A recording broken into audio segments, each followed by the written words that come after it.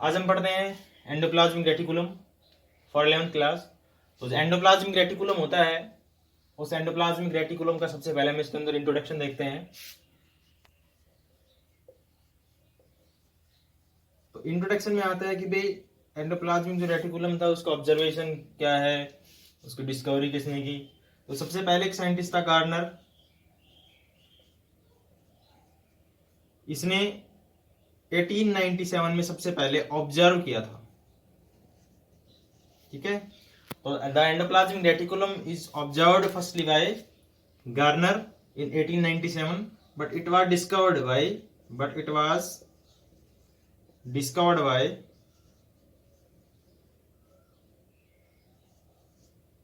Porter. ठीक है, इन 1945। ठीक है, तो इसको सबसे पहले जो ऑब्जर्व किया था वो गार्नर ने किया था इन 1897 के अंदर, बट जिसको जो डिस्कवर किया था वो पोर्टर साइंटिस्ट था, उसने 1945 में किया था। ठीक है, उसके बाद क्या आता है कि भाई जो एंडोप्लाज्मिक रेटिकुलम है, इसको एंडोप्लाज्मिक रेटिकुलम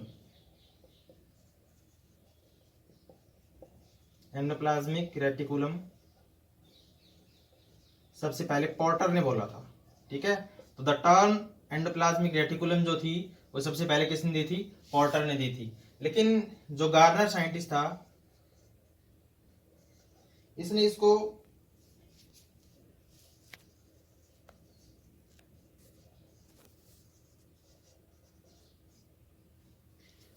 इरगैस्ट्रोप्लाज्म का नाम दिया था।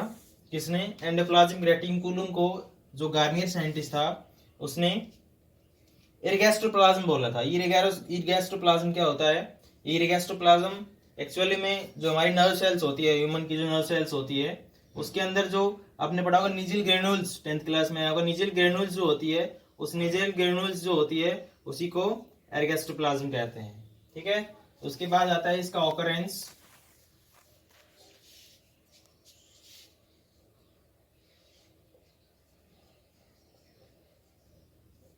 ऑकरेंस के अंदर आता है कि ये किसके अंदर एंडोप्लाज्मिक रेटिकुलम जो होती है वो प्रेजेंट होती है, किसके अंदर ये अब्सेंट होती है। तो जितनी भी यूकैरियोट्स होती है, जितने भी यूकैरियोटिक सेल्स होती है, उन सेल्स के अंदर ये सब में प्रेजेंट होती है। ठीक है, यूकैरियोटिक सेल्स जितनी भी होती है उन सब के अंदर क्या होती है? ये प्रेजेंट होती है।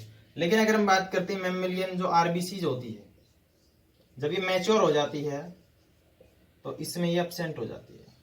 ठीक है, जब ये मैच्योर होती है तो प्रेजेंट होती है एंडोप्लाज्मिक रेटिकुलम। इसको शॉर्ट फॉर्म में हम ईआर भी बोल सकते हैं। ठीक है, तो आरबीसी जो है मैच्योर आरबीसी, उसके अंदर ये एब्सेंट होती है। दूसरा तो जर्म सेल्स होती है, जर्मिनल सेल्स ही बोल सकते हैं, वो जर्म सेल होती है, उसके अंदर भी ये एब्सेंट होती है। ठीक है, जर्म सेल्स क्या होती है? वो सेल्स जो गैमीट्स बनाती है, गैमीट का फॉर्मेशन करती है। जिस सेल से गैमीट्स का फॉर्मेशन होता है उसी को हम जर्म सेल्स बोलते हैं। और जर्म सेल्स जो होती है उनके अंदर भी ये क्या होती है? एब्सेंट होती है। उसके बाद जितने भी प्रोकैरियोटिक सेल्स होती है, जितनी भी क्या होती है? प्रोकैरियोटिक सेल्स होती है, जितनी भी प्रोकैरियोटिक सेल्स होती है उन सब में ये एब्सेंट होती है। ठीक है, उसके बाद क्या होता है कि अगर हम इसकी स्ट्रक्चर की बात करते हैं,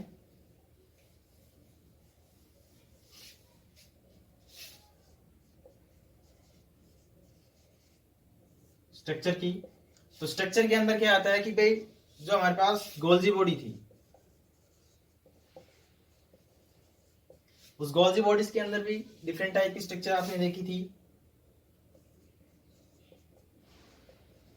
सिस्टर ने, दूसरा देखा था आपने वेसिकल्स, और तीसरा देखा था आपने ट्यूब्यूल्स। ये तीनों की तीनों भी इसके अंदर प्रेजेंट होती है एंडोप्लाज्मिक रेटिकुलम के अंदर। लेकिन मेन डिफरेंट क्या आता है कि ये जो तीनों की तीनों होती है इस गोल्जी बॉडी के अंदर, तो क्या कर रही थी वो? गोल्जी बॉडी के अंदर तो ये कॉम्प्लेक्स फॉर्म बना रही थी, लेकिन इसके अंदर ये स्कैटर्ड फॉर्म में होती है।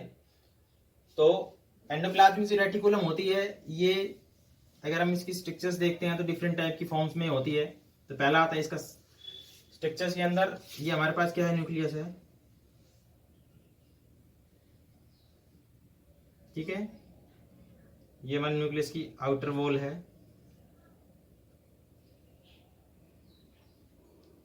ठीक है, तो आउटर वॉल से ओरिजिन शुरू होता है इसका। ये जो ER होती है वो इस फॉर्म में होती है।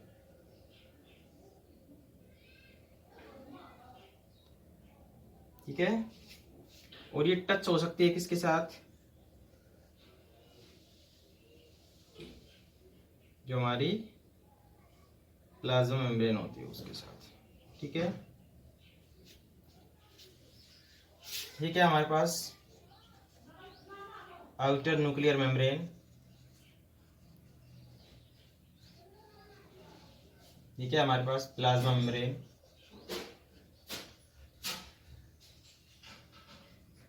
और ये हमारे पास होती है एंडोप्लाज्मिक रेटिकुलम।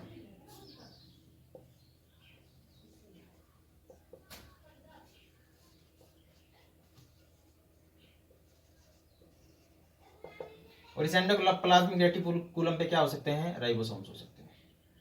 इस पे क्या होते हैं, राइबोसोम्स होते हैं।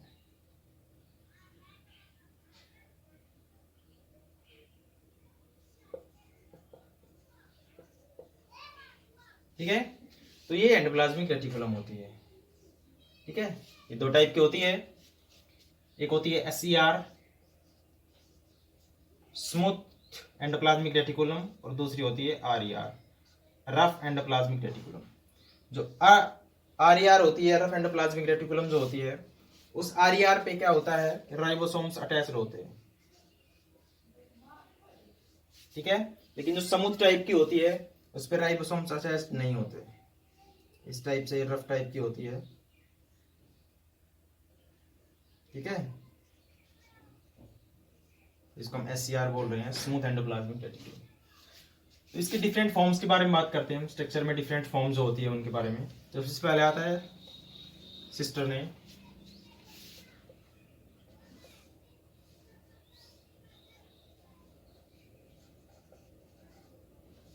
सिस्टर ने जो होता है ये अनब्रांच ट्यूबुलर स्ट्रक्चर होती है इस टाइप में।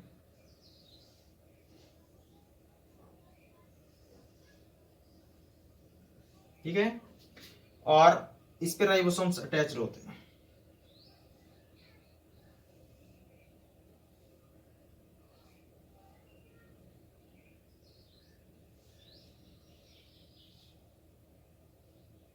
ठीक है, तो इस पे क्या अटैच होते हैं, राइबोसोम्स अटैच्ड होते हैं। ठीक है, ये पैरेलल फॉर्म में होते हैं हमेशा, और पैरेलल फॉर्म में भी क्या होते हैं कि ये पैरेलल फॉर्म में अटैच्ड होते हैं, लेकिन एक दूसरे से कनेक्टेड भी होते हैं सिस्टर ने जो होते हैं, लेकिन ये अनब्रांच फॉर्म में होते हैं, ट्यूबुलर स्ट्रक्चर में होते हैं, और mostly near the nuclear present होते हैं। जो न्यूक्लियस होता है उसके नियर प्रेजेंट होते हैं। तो ये था सिस्टर ने, ये उस सेल में पाए जाते हैं क्योंकि इस पे से क्या है, राइबोसोम्स अटैच्ड है। तो जब राइबोसोम्स इस पे अटैच है तो ये राइबोसोम्स क्या बनाता है, प्रोटीन बनाता है, प्रोटीन सिंथेसिस करता है। इस वजह से ये उस सेल में ज्यादा पाए जाते हैं, या उस सेल में होते हैं ये जो प्रोटीन सिंथेसिस करती है। ठीक है, या जिसको ज्यादा प्रोटीन की जरूरत होती है उस सेल में पाए जाते हैं ये। इसके बाद जो सेकंड आता है इसको बोलते हैं वेसिकल्स।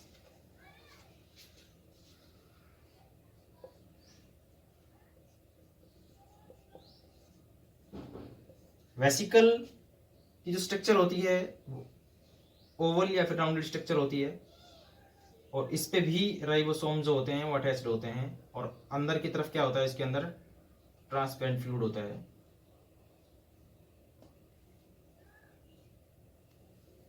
ये वेसिकल्स होती है हमारे पास, इस पे ये राइबोसोम्स अटैच्ड होते हैं। ठीक है, इसके अंदर फ्लूइड भरा होता है। ये भी उसमें पाई जाती है जिस सेल्स में प्रोटीन सिंथेसिस होता है, प्रोटीन ज्यादा जरूरत होती है, तो उसमें वेसिकल्स के नंबर भी काफी ज्यादा हो सकते हैं। ठीक है, और जो थर्ड नंबर आता है वो आता है ट्यूब्यूल्स का।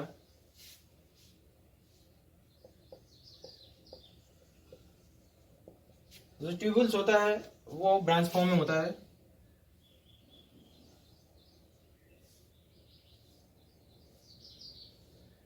इस टाइप से ट्यूब्यूल्स होता है, और ये हमेशा ब्रांच फॉर्म में होता है। ठीक है, और ये जो ट्यूबुल्स होता है, अगर आप इसके बारे में बात करते हैं कि कहाँ पे होता है, तो near by the plasma membrane होता है ये, ठीक है। ये जो ट्यूबुल्स होता है ये स्टीरॉयड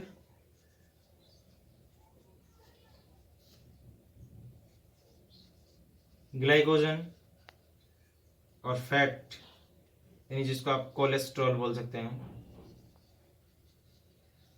इनका फॉर्मेशन में हेल्प करती है, ठीक है। नेक्स्ट आता है स्ट्रक्चर के बाद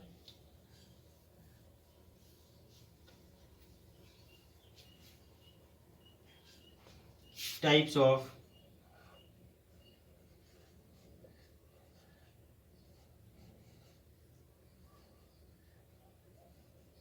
endoplasmic reticulum.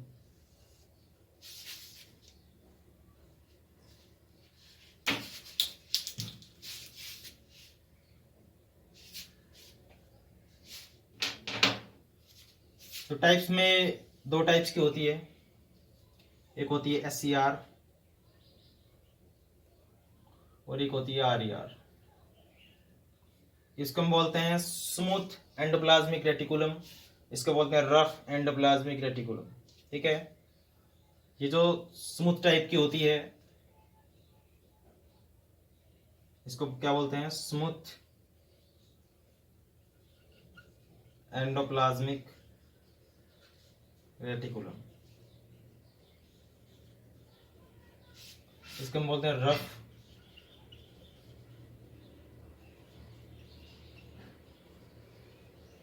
Endoplasmic reticulum.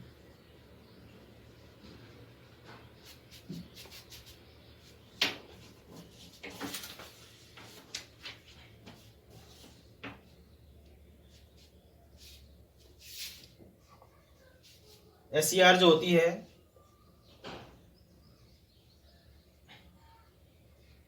Near the cell membrane में हो सकती है, लेकिन ये हमेशा नियर द न्यूक्लियस होती है, ठीक है। उसके बाद क्या आता है कि जो स्मूथ एंडोप्लाज्मिक रेटिकुलम जो होती है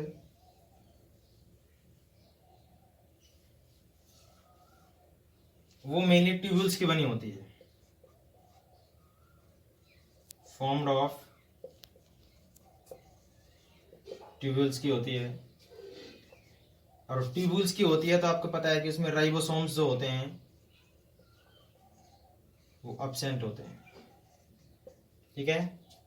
SCR जो होती है स्मूथ एंडोप्लाज्मिक रेटिकुलम जो होती है वो फॉर्म्ड ऑफ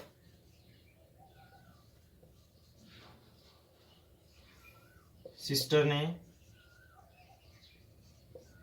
और वेसिकल्स की बनी होती है, ठीक है। और इस पे राइबोसोम्स जो होते हैं वो प्रेजेंट होते हैं, ठीक है।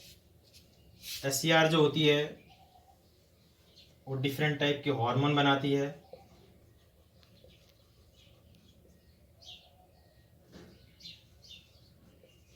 कोलेस्ट्रॉल बनाती है, ग्लाइकोजन बनाती है, और जो RER होती है वो प्रोटीन बनाती है,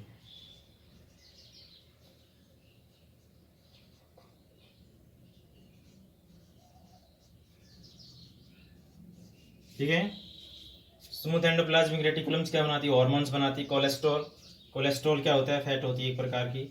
आपने सुना होगा जो हार्ट प्रॉब्लम होती है, हार्ट फेलियर होता है, हार्ट अटैक होती है, हार्ट अटैक होता है, तो उसके अंदर कोलेस्ट्रॉल जो होता है फैट होती है, ये हमारी जो वेन्स होती है या आर्टरी होती है उनके अंदर क्लॉट होना शुरू हो जाती है, जमना शुरू हो जाती है, ठीक है। ग्लाइकोजन क्या होता है, हमारी जो बॉडी होती है उसके अंदर जो ग्लूकोज जो स्टोर होता है, ठीक है। ग्लूकोज क्या होता है जो स्टोर होता है, तो वो ग्लूकोज जो स्टोर होता है वो ग्लाइकोजन की फॉर्म में स्टोर होता है, ठीक है। ये वाली जो होती है ये क्या बनाती है, प्रोटीन सिंथेसिस करती है। इसके बाद टाइप के बाद आता है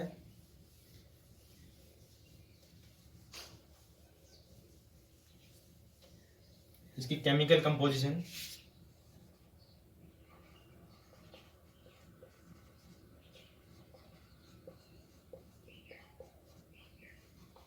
और केमिकल कंपोजिशन में क्या होता है कि ये लाइपोप्रोटीनस होती है। तो लाइपोप्रोटीनस मीन्स इसके अंदर प्रोटीन होगा, वो 60% होता है। दूसरा जो लिपिड होता है वो इसके अंदर 40% होता है।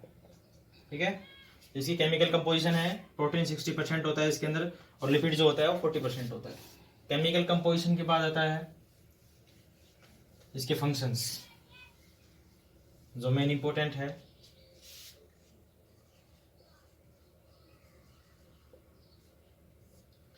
फंक्शंस के अंदर जो पहला आता है वो आता है कि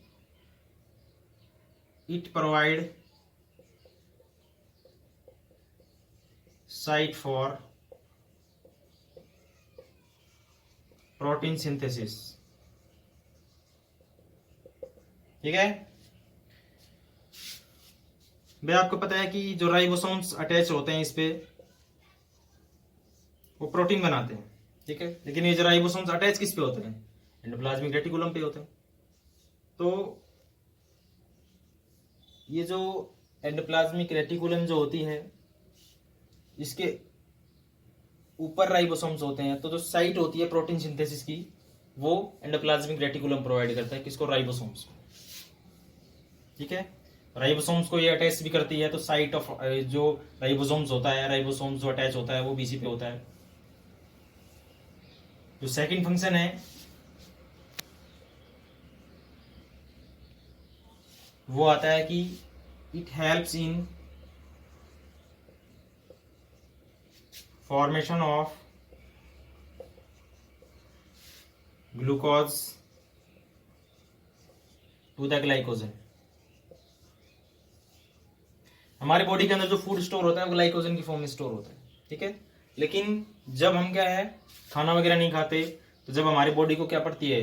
ग्लूकोज की जरूरत पड़ती है, क्योंकि ऑक्सीडेशन जो होता है, जो एनर्जी मिलती है ग्लूकोज से मिलती है, ग्लाइकोजन से नहीं मिलती। ठीक है, तो जो ग्लाइकोजन है ये लीवर के अंदर स्टोर होता है। तो स्टोर होने के बाद जब हमें जरूरत पड़ती है एनर्जी की तो ये दोबारा इस ग्लाइकोजन को ग्लूकोज में कन्वर्ट करना पड़ता है। तो ग्लूकोज में जो कन्वर्जन होता है उस प्रोसेस के अंदर भी ये एंडोप्लाज्मिक रेटिकुलम हेल्प करती है। ठीक है, नेक्स्ट जो थर्ड है कि जो एससीआर होती है, स्मूथ एंडोप्लाज्मिक रेटिकुलम, वो डिटॉक्सिफिकेशन करती है।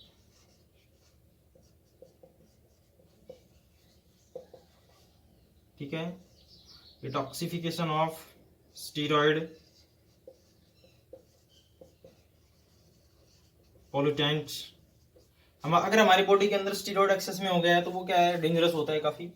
वैसे स्टीरॉयड जो होता है वो ग्रोथ हार्मोन होता है। ठीक है, तो अगर हमारी बॉडी के अंदर स्टीरॉयड एक्सेस में हो गया है, वो एज ए टॉक्सिक बन गया है बॉडी के अंदर, दूसरा कोई पोल्यूटेंट है, ठीक है, जो हमारे लिए क्या टॉक्सिक है, तो उसको डिटॉक्स कर देता है, उसको न्यूट्रलाइज कर देता है। कौन? एससीआर कर देता है। ठीक है, नेक्स्ट डिफरेंट टाइप के जो स्टीरॉयड्स हार्मोन होते हैं, स्टीरॉयड्स,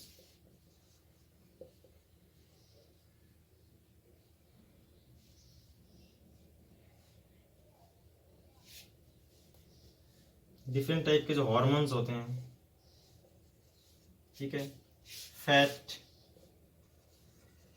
ग्लूकोज, ग्लाइकोजन, इन सब के फॉर्मेशन में हेल्प करती है। ठीक है, नेक्स्ट आता है कि भाई जो एंडोप्लाज्मिक रेटिकुलम होती है, ठीक है, वो एंडोप्लाज्मिक जो रेटिकुलम होती है वो ही हमारा न्यूक्लियस है। इस न्यूक्लियस की आउटर मेम्ब्रेन से शुरू होती है।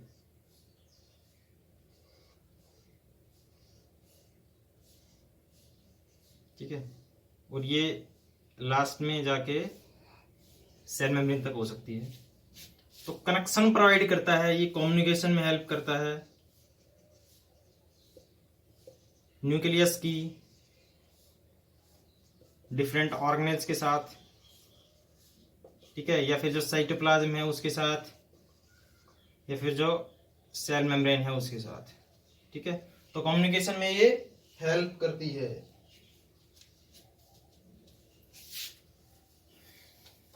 जो ईआर होता है वो लिपिड के फॉर्मेशन में हेल्प करती है। लिपिड फॉस्फोलिपिड भी हो सकता है, लिपिड। ठीक है, तो लिपिड जो होता है उसके फॉर्मेशन में भी ये हेल्प करती है।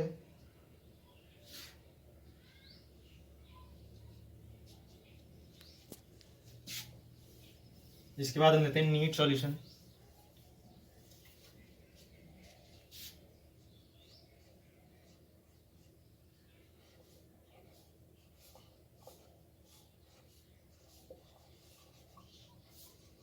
इसमें हम क्वेश्चन ले रहे हैं जो नीट में बहुत ज्यादा बार पूछे गए।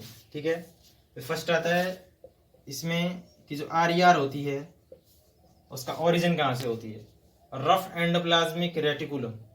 तो इसका जो ओरिजिन होता है वो न्यूक्लियस की आउटर मेम्ब्रेन से होता है। ठीक है, जो आर होता है उसका जो ओरिजिन होता है वो न्यूक्लियस की आउटर मेम्ब्रेन से होता है।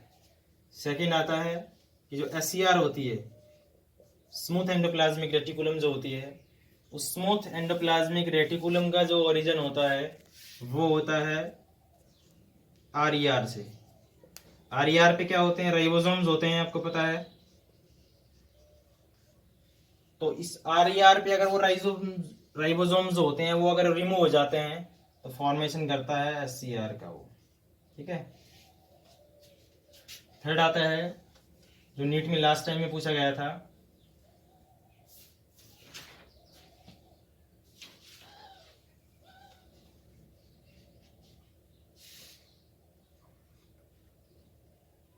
जो आर होती है उस आर पे राइबोसोम्स होता है।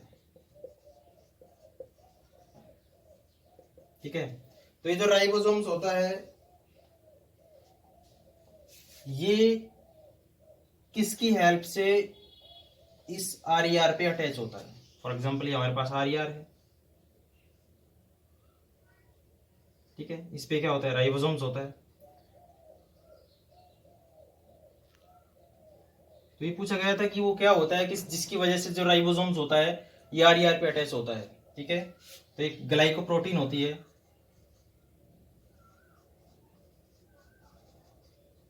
और ग्लाइकोप्रोटीन भी कौन सी, राइबोफ्लोरिन फर्स्ट,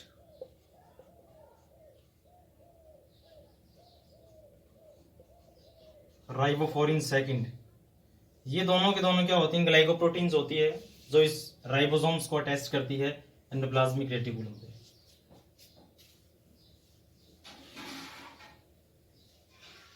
नेक्स्ट इसके अंदर आता है कि 2015 के अंदर पूछा गया था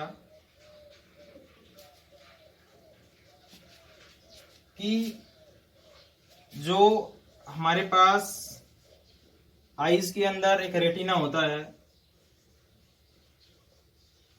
उस रेटिना पे स्पेशल पिगमेंटेड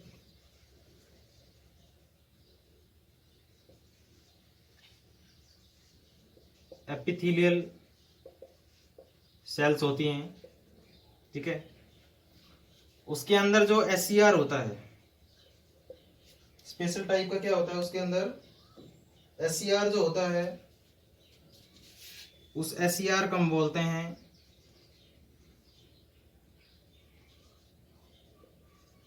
माइलॉइड। ठीक है, रेटिना जो होता है आईज के अंदर होता है एक मेम्ब्रेन लास्ट के अंदर जिसपे नर्व सेल्स होती है।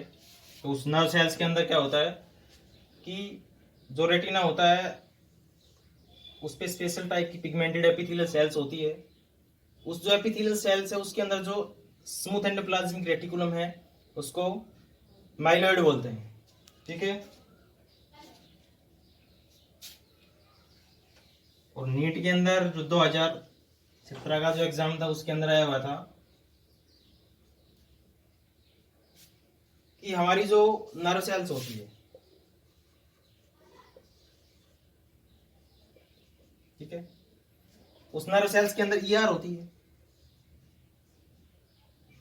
एंडोप्लाज्मिक रेटिकुलम, और वो कौन सी, रफ एंडोप्लाज्मिक रेटिकुलम होती है जिस पर राइबोसोम्स होते हैं। ठीक है, तो पूछा गया था कि जो नर्व सेल्स होती है ह्यूमन की भी नर्व सेल्स जो है उसके अंदर इंक्लूडेड थी, उसके अंदर जो आरईआर होती है, राइबोसोम्स होता है, उसको स्पेशल नाम दिया जाता है जिसको हम बोलते हैं निजिल ग्रेन्यूल। ठीक है, या निजिल ग्रेन्यूल्स बोल सकते हैं इसको। तो हमारी जो नर्व सेल्स होती है, उस नर्व सेल्स के अंदर, ठीक है, नर्व सेल्स के अंदर आरईआर होता है, और उस या आरईआर के अंदर आपने लिखा होगा निजिल्स ग्रेन्यूल्स, कभी डायग्राम बनाया होगा नर्व सेल्स का।